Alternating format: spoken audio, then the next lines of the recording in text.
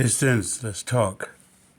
Unsure if I really processed this correctly with the latest Pistons trade with inquiring Dennis Schroeder from Utah, and I believe he was part of the 4 or 5 team trade. The Pistons end up getting KJ Martin, which they never put on the roster. I never saw it on the roster, and I thought it was going to be he's going to be part of the mid level, which would have been still a good deal because the next year of his contract would have been non-guaranteed. Instead, I'm reading that KJ Martin, Josh Richardson, and a 2028 second round pick from Detroit is going to Utah for the return of Dennis Schroeder. Now, out of all the guards the Pistons could have had, let's say when Dennis Schroeder was with the Brooklyn Nets, he was the front guy that I desired. But then Golden State went ahead and, okay, and they went ahead and acquired him. Out of, let's say, Lonzo Ball, who was the gentleman? Malcolm Brogdon. And I think it was another guard. Even Mike Conley, I considered. Even the two guard with CJ McCollum. Out of all the players in the guard department that they could have picked up, that was, I would say, by far the best they could have picked up was Dennis Schroeder.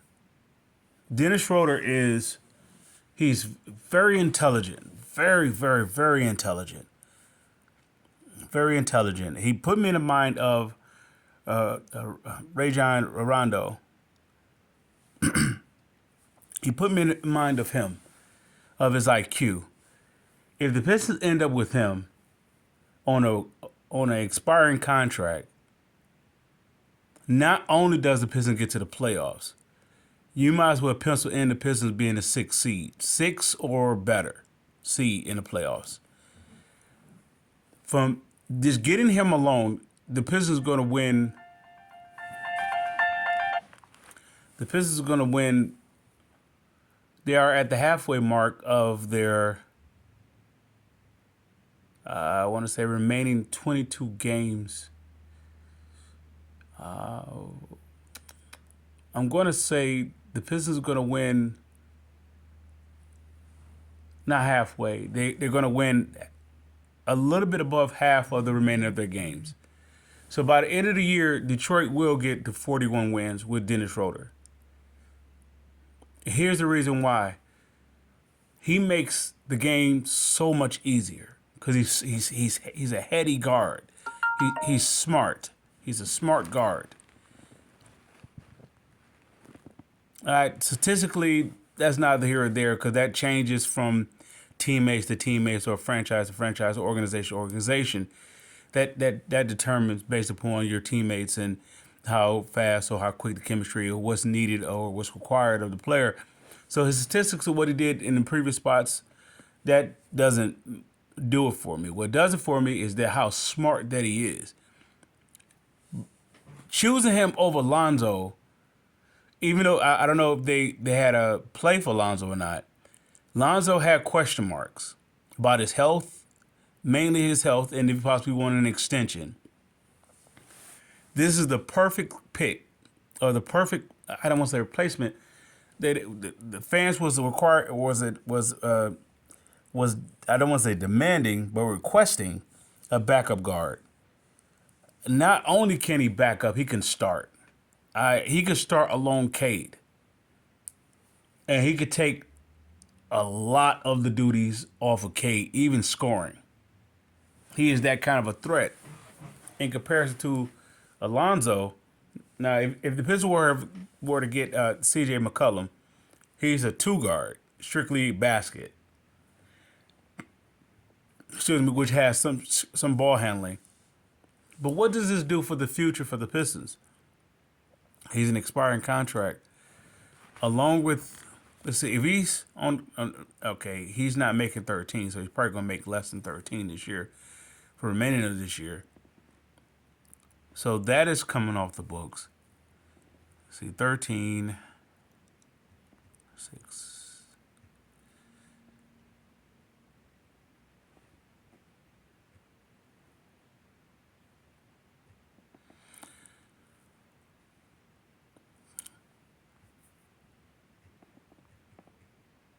Detroit possibly may have 40 plus million coming off their books. 40 plus million coming off their books. By them being in the playoffs, oh yeah, they could go fishing. And I'm gonna say this, if they make the playoffs, and let's say if they are at the 6th or 5th seed, if Kevin Durant is still with Phoenix and they may be talking about trade talks, the Pistons will get Kevin Durant. Kevin Durant will be in the Pistons uniform. If the Pistons make the playoffs, not just at the 6th seed, but maybe the 5th, 6th seed, maybe they're wrestling with the likes of Milwaukee, New York, maybe. I don't know if they're going to catch Cleveland or Boston. Cleveland and Boston, but that Indiana, Milwaukee, maybe New Yorkish, they can flirt with that. If the Pistons were to have somehow wherever get Nikola Vucevic, if they was able to get him along with Dennis Schroeder, then yeah, they will be competing with the likes of Cleveland and Boston. However, going into this offseason, you have 40 plus million to play with. In addition, with 2 expiring contracts with Tobias and Fontecchio. So I will be looking at 2 players. I mean, not 2 players. The Pistons are going to be in play for a lot of players. But I wouldn't rule out Kevin Durant coming to the Pistons depending on how they handle the remaining of this season, the second half of the season, how to handle that. If they handle it 500ly, if they play 500 ball, and they end up with 41 wins, like I projected them to get, they make a run. They could make a run for Kevin Durant. I believe it will be a mutual deal. Why? Because Kevin Durant could lead as well as co-lead this Piston team. And I don't think they would be in a better fit of a next destination for Kevin Durant than with him playing with Cade Cunningham. Now you talk about adding 50 million to a roster, or 50 plus million to a roster, along with Cade roster kicking in, and then you still have. Let's see. You probably would have made a decision on Ivy or Duran with that being decided with the Kevin Durant direction. But yet Tobias will be on the. You probably can move that in part of the deal of giving Kevin Durant, and you still have 40 million to play with. So you have some on contracts, such as. You have to figure some things out. I'm not saying that he should be their number 1 target. But I would say he would definitely be in play because of the Pistons' standings in the playoffs. Now, if the Pistons end up, like I said, if the Pistons end up in the 5th seed, 6th seed, they've been flirting with that, the 6th seed. If they end up with the 5th seed or better, yeah, they'd be in play. They should be in play for Kevin Durant type player, or at least 2 players. Preferably, if Kevin Durant is available for them, he'll rule out getting 2 players.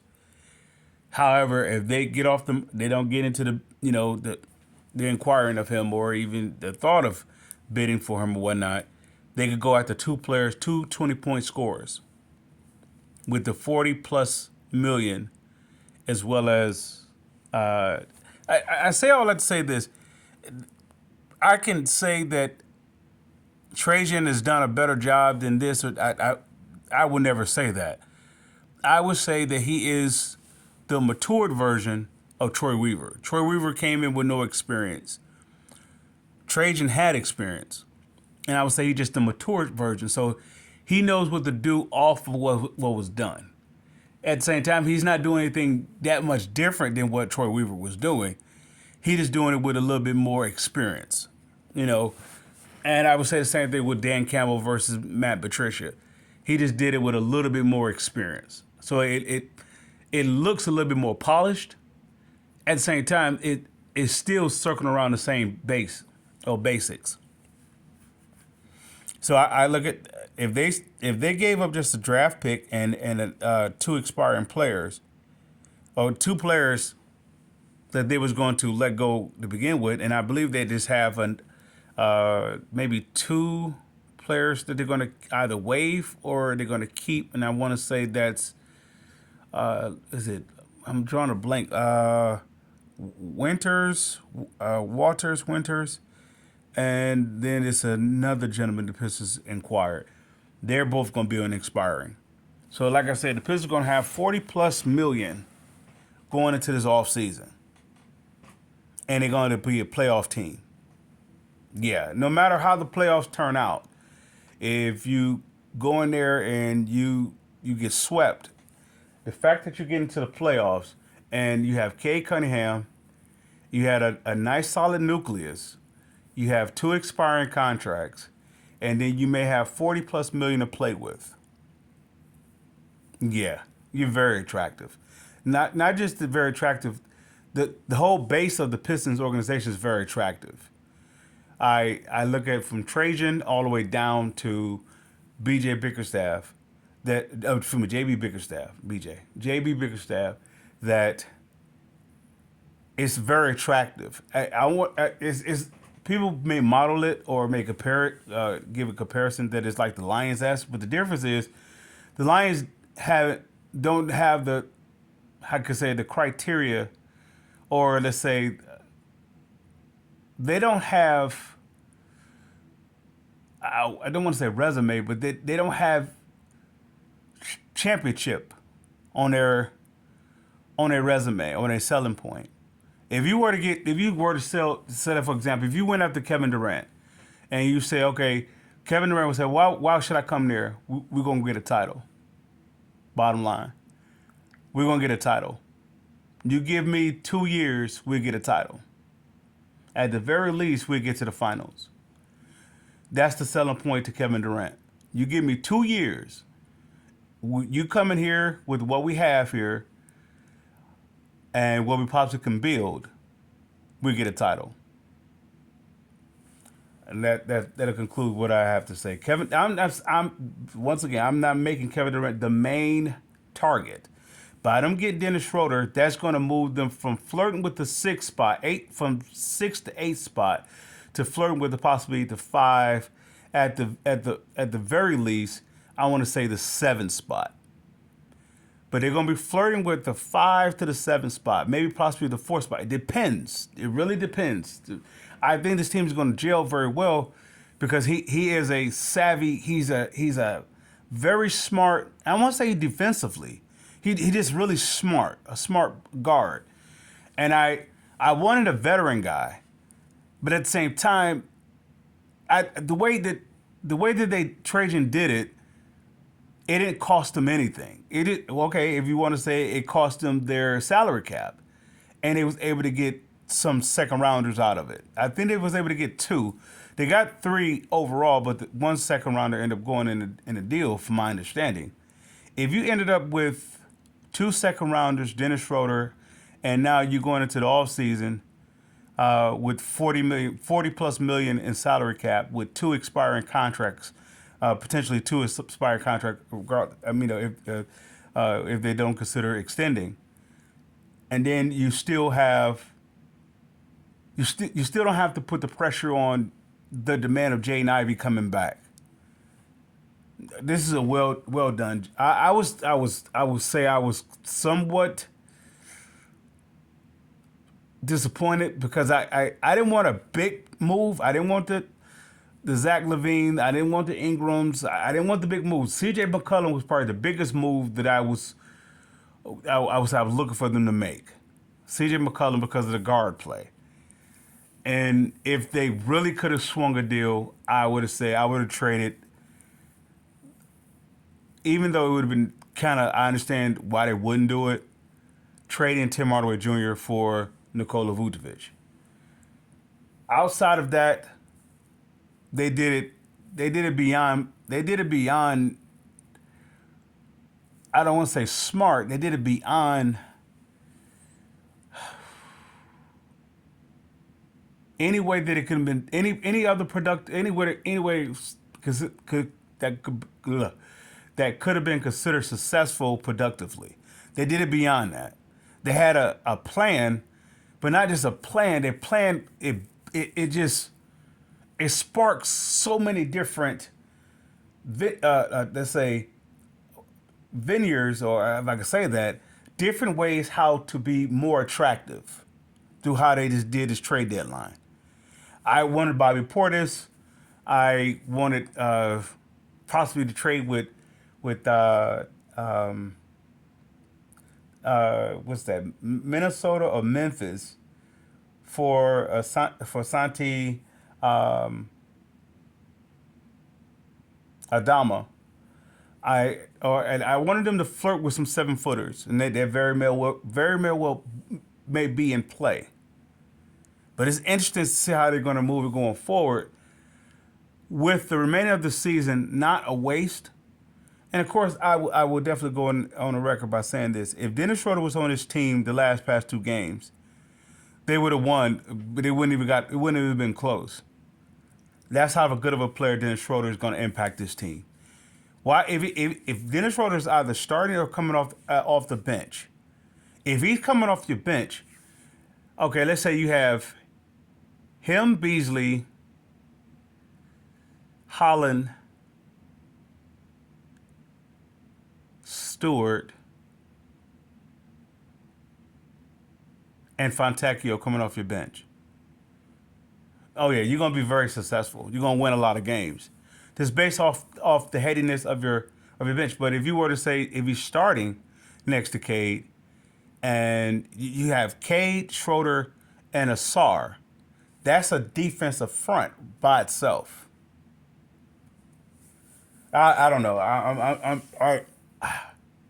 like this move better than the possibility of landing Lonzo, based upon Lonzo's health and Lonzo inexperience in playoff ball. With that said, I close out with that. Pistons fans, I salute.